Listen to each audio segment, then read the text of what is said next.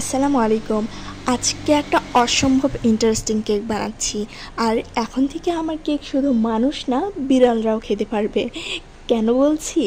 কারণ এই কেকটা যখন আমি বানাচ্ছিলাম আমি জানতাম না কেকটা কার জন্য, কিন্তু আপুটা একটা সুন্দর রিভিউ দিয়েছে, সেটা ইতিমধ্যে আপনারা আমার স্টোরিতে দেখেছেন।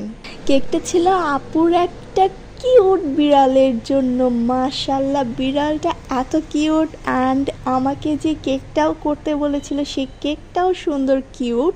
তো আপুর রেফারেন্স পিকচার মতোই আমি করার ট্রাই করছিলাম, অ্যান্ড রেফারেন্স পিকচার একটা 3D ক্যাট কেক ছিল, তো আমি সেরকম 3D করার চেষ্টা করছিলাম। আর 3D কেকে আপনারা জানেন ডাবল লেয়ারিং করতে হয়, তো আমি সেরকম ডাবল লেয়ারিং করার জন্য প্রথমে সাদা ক্রিম দিয়ে নিয়েছি, এরপর আমি কিছু চকলেট গানাশ দিয়ে ক্যাট আঁকাচ্ছি। কথা বলতে বলতে আমার কেকটা